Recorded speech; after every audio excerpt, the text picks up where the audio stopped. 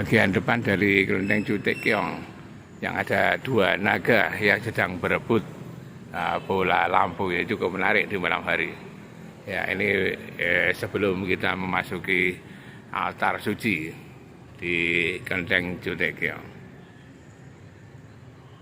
Assalamualaikum warahmatullahi wabarakatuh. Saya dari Kota Maduna. Alhamdulillah pada malam hari ini saya berada di kelenteng dengan para penyuluh, wabil khusus dengan Bapak Abdurrahman, yaitu Kepala Kemenak Kota Pasuruan. Nah, oleh sebab itu dalam rangka Anjang Sana Kebangsaan ini kebetulan tempatnya di tempat yang sangat pluralistik, yang sangat inklusif, yang sangat egaliter, yaitu di kelenteng, kebetulan dengan beberapa teman kita. Oleh sebab itu guys, saya akan mewawancarai beberapa poin tentang kegiatan ini, yang mudah-mudahan ini bagian dari referensi kita untuk melakukan kegiatan Anjang Sana Kebangsaan dan moderasi beragama, khususnya di bulan Agustus, yaitu bulan kemerdekaan dan kebangsaan. Ya, ini bagaimana Pak menyikapi kegiatan dengan Panjaluh, ya, panitia kerja penyuluh ini, yang merupakan kegiatan yang cukup inovatif karena mereka itu adalah ujung tombak untuk memberi penyuluhan kepada masyarakat. Terima kasih. Pertanyaan yang baik sekali terkait dengan Anjang Sana Penyuluh pendidikan Islam, tentu dan penyuluh yang lain di tempat ibadah yang multikultural tadi dikatakan bahwa yaitu di kelenteng Kota Pasuruan ini.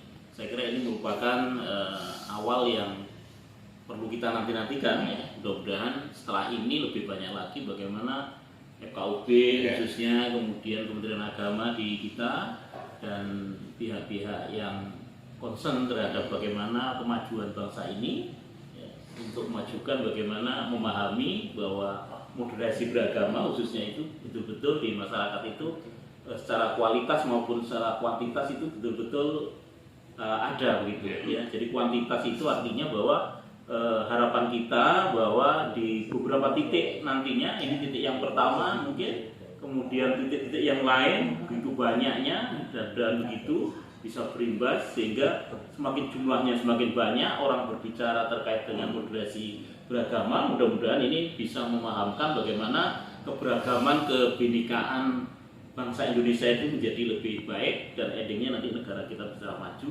secara bersama-sama gitu. Dan secara kualitas tentu ketika kuantitas sudah bisa mencapai target yang maksimal begitu, maka harapan kita kualitasnya. Jadi pemahaman itu menjadi lebih baik ke depannya. Apabila kualitas itu didorong dengan baik, otomatisnya akan memberdayakan bagaimana masyarakat itu bisa bertoleransi antara pihak-pihak yang ada di khususnya di Kota Pasuruan. Oke guys, nilai-nilai religiositas dan spiritualitas tertuang dalam nuansa kebangsaan. Jadi kita akan meningkatkan kualitas untuk kebangsaan kita, yaitu nilai-nilai inklusivitas, nilai-nilai pluralisme, nilai-nilai multikulturalisme. Karena mengapa seperti ini? Katanya Profesor Dr. Nurholis Majid atau Cak Nur mengatakan bahwa makin dekat seseorang dengan inti agama, dia makin toleran. Makin jauh seseorang dari inti agama, dia makin tidak toleran. Nah, ini adalah bagian dari inti agama. Kita merasa sebangsa, baik itu agama apapun yang diakui oleh negara termasuk 6 dan satu aliran kepercayaan juga, ini adalah bagian dari kita melakukan syiar kebangsaan, karena kebangsaan adalah bagian dari milik kita, bangsa Indonesia. Nah, kira-kira tujuan ini, ya, penyelenggaraan ini secara perspektif kebangsaan itu apa kira-kira? Selain mungkin sebagai bagian dari mengembangkan nilai-nilai pluralitas dan kebangsaan, gitu, ada nggak sisi yang lain kemitraan? Iya, yang endingnya ya tadi secara kualitas itu bisa diberdayakan untuk seluruh masyarakat khususnya ya. Kemudian umumnya yang mendengarkan dalam wawancara ini ya tentu kemampuan bagaimana memahami agama masing-masing. Artinya bahwa ketika seorang tadi mendalami terhadap agama masing-masing yang dimana ajaran agamanya tentu adalah mengarah pada suatu kebaikan ya. Jadi agama itu sebenarnya kan sudah moderat. Yang tidak moderat itu adalah pemahaman masing-masing itu yang menyebabkan menjadi kontroversial salah satunya di antara, tapi tidak semuanya, itu ada beberapa, dan inilah yang harus kita arahkan bagaimana bisa terwujud pemahaman yang baik sehingga antara satu dan lainnya itu bisa saling memahami. Jadi pada intinya ketika masyarakat itu saling memahami perbedaan di antara kita, tidak akan menjelekkan satu dan lainnya. Jadi ketika orang memahami bahwa perbedaan itu adalah hal yang perlu kita diskusikan, kenapa misalnya demikian berbeda, tapi bisa memberikan penjelasan yang rasional, insya Allah itu bisa dipahami. Oke guys, di pemerintah pusat, baik itu di Kementerian Pendidikan maupun Kemenak, itu ada program yang selalu dihembuskan oleh pemerintah yang dikatakan sebagai program literasi. Ada di dunia pendidikan ada literasi dan numerasi. Di Kemenak ada literasi beragama. Nah, ada muncul kegiatan moderasi beragama. Ini dalam rangka untuk menciptakan kerukunan. Tadi dikatakan menyelesaikan perbedaan. Kita untuk apa mencari perbedaan? Ya, persamaannya banyak. Ya, yang penting untuk menyusun struktur kebangsaan kita. Ya, kemudian yang paling akhir, Pak, ini harapan dari kegiatan ini apa? Ya, harapan kita dari Kementerian Agama, dari seluruh komponen bangsa tentu adalah kedepannya agar kita ini saling gotong royong, kemudian saling hormat menghormati kebinekaan yang sudah dimunculkan dalam Garuda Pancasila, Bhinneka Tunggal Ika itu pada awalnya dalam rangka untuk agar masyarakat tidak memahaminya. Oh, ternyata mulai dulu itu Bhinneka Tunggal Ika yang disimbolkan itu. Artinya dengan demikian mudah-mudahan perbedaan itu adalah merupakan kodratullah, ya, merupakan kodrat Allah yang tentu perbedaan itu harus kita manage dengan baik dalam rangka untuk mengokohkan persatuan dan kesatuan bangsa. Ya, terima kasih banyak Bapak Abdul Rahman, Ketua Kemenak Kota, Kepala Kemenak Kota Pasuruan. Oke guys, mudah-mudahan ini bagian dari pencerahan kita tentang nuansa kebangsaan dan juga interrelasi positif antara nilai-nilai religiusitas dan spiritualitas dikembangkan secara implementatif dalam ranah kebangsaan. Saya melaporkan dari Kelenteng Jutik Tiong, Kota Pasuruan.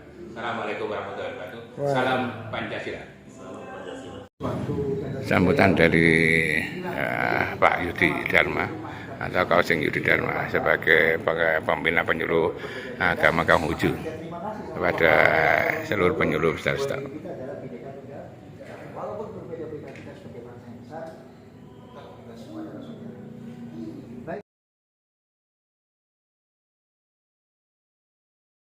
Ya bangunlah jiwanya, bangunlah badannya untuk Indonesia Raya.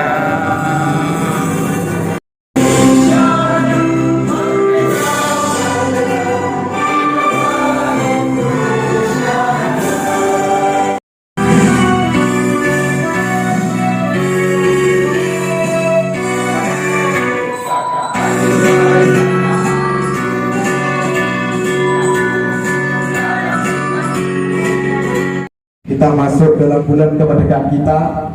Ini berawal dari ide salah satu teman kita, Bapak Alhamdulillah Dr.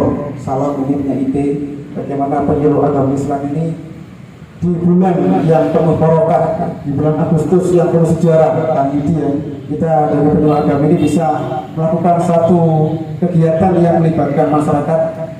Kemudian punya ide bicara langsung dengan Kang Yudi, anjang sana. Mungkin di sini ada yang berpikir apa anjang sana. Kalau di kamus bahasa Indonesia, anjang sana itu kurang lebihnya melepas kerinduan. Kalau dalam ilmu saya, zurhiban tazat hubban. Istilahnya kalau lama tidak jumpa, kerinduan semakin bertambah. Alhamdulillah barangkali dengan ini kita bisa menyatukan, meningkatkan, menguatkan katanya Kang Yudi, toleransi kita. Apapun agama kita, yang penting kita tetap satu adalah NKRI harga mati. Kiranya itu persepsi awal dari kita. Ya, kita berharap mudah-mudahan acara ini bisa mengawali kegiatan kita pada malam hari ini, dan nantinya tentu kita juga akan sekolah pada malam ini juga. Nanti ada 3 pembicara kita. Kami harap Bapak dari Bapak Kepala Kantor Keberagama, kemudian dari FKUP, dari KBD, dari Yayasan Kelenteng Jutik Tiong. Nanti kita akan ada semacam cangkruan bersama. Kita belajar pada malam hari ini bagaimana merawat toleransi, bagaimana menguatkan NKRI ini di tengah-tengah yang sekarang ini Indonesia, mungkin sepertinya Indonesia sudah mulai banyak digoyang dari berbagai segi. Mudah-mudahan dari peringatan pada malam hari ini kita bisa menguatkan kekuatan jiwa kita untuk bisa menyatukan satu persepsi.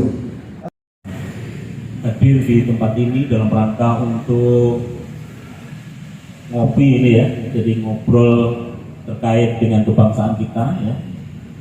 Mudah-mudahan di kesempatan ini bisa memberikan tambahan pengetahuan dan wawasan kita terkait dengan bagaimana wawasan kebangsaan itu bisa arahnya menjadi baik untuk kita semua.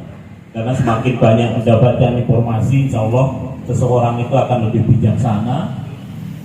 Semakin banyak kita berdiskusi, itu akan membawa kebaikan untuk kita semuanya. Mudah-mudahan Allah senantiasa memberikan ridho dan hidayah kepada kita sekalian. Allah amin. Salawat wa Allah semoga tetap terlimpahkan ke hari junjungan kita Nabi Muhammad SAW.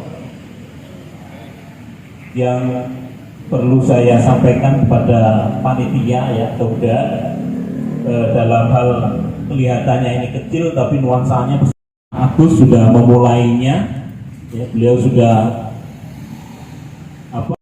Ya, salam Pancasila. Alhamdulillah. Ini salam yang mungkin nanti akan disosialisasikan ke kemenang. Baru kami yang disosialisasikan oleh BPIP, Badan Pembinaan Ideologi Pancasila.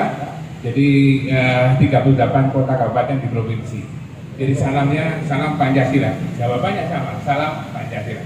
Itu yang akan terbaru nanti. Nanti karena belum nanti ya dari saya yang pertama. Nah ini Badan Pembinaan Ideologi Pancasila mulai ada isu-isu yang kurang nyaman. Gitu ya, di Indonesia khususnya termasuk radikalisme, termasuk kebijakan sosial, termasuk kebijakan ekonomi dan semuanya. Oleh sebab itu dari UKP PIP dulu zaman Pak Dr. Budi Lajib, unit kerja Presiden Pembinaan Ideologi Pancasila sekarang berubah menjadi Badan Pembinaan Ideologi Pancasila ya sampai sekarang, dan mulai turun ke bawah ya, alhamdulillah dalam rangka untuk memberdayakan ideologi Pancasila.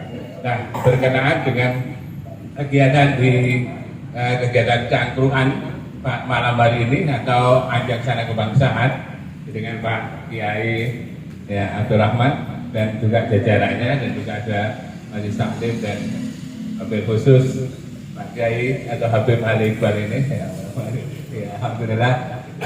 Kalau kita cermati dalam kronologi sejarah historisitas ada yang menurut saya atau kita tidak sedikit sepaham, baik itu terhadap BPUPKI maupun panitia IDIN. Tidak sepahamnya itu bukan karena pemikiran, tapi karena ada dikotomi di situ. Jadi kelompoknya Soekarno, ketuanya Soekarno, kelompoknya Bung Karno itu Budha Dewata dan semuanya kebangsaan. Kemudian kelompoknya Haji Hasim Waqis Basim, kemudian ada Ki Bagus Mangkusowo dan Muhammadiyah, itu kelompok Islam. Nah seakan-akan ada pemisahan antara kebangsaan dan Islam. Seakan Islam tidak ada kebangsaan. Harusnya itu di situ adalah visi kebangsaan yang dikembangkan oleh Soekarno DS, ada visi keislaman yang dikembangkan oleh Haji Hasim. Secara kronologi jauh lahir sebelum adanya eksistensi negeri kita. Jadi sebuah hal yang paling menarik perlu kita cermati bersama, karena ideologi ini digali dari tradisi budaya nenek moyang kita yang luhur, termasuk sistem keyakinan. Ya, bangsa kita sebelum datang agama itu ada the system of belief, sistem keyakinan. Dalam peta Wali Songo tulisannya Agus ya, sama Agusnya. Jadi sama-sama penulis, tapi masih hebatan dia sama Agus ini. Ya. Nah itu dia tulis peta Wali Songo itu luar biasa menarik. Jadi ketika ada sistem religi itu ada kapitaya, keyakinan bangsa kita ini meyakini ada kekuatan yang luar biasa. Jadi setelah agama itu enak masuknya ya dengan mudahnya, sehingga bangsa Indonesia akan dibandingkan bangsa-bangsa yang lain yang masih primitif dan non religius. Bangsa Indonesia kita ini saya bilang tidak pernah lupa dari Tuhan apapun bentuknya, termasuk sistem kepercayaan sebelumnya. Nah sekarang kita mulai merambah juga sistem kepercayaan. Kemarin saya studi banding juga sistem kepercayaan di Semarang. Ya, ini sudah mulai merambah. Di Pasuruan ada sekitar hampir 200 aliran kepercayaan yang terbagi dari dua golongan. Nah, apapun kenyataannya itu bagian dari anak bangsa kita. Jadi sistem keyakinan harus dikembangkan.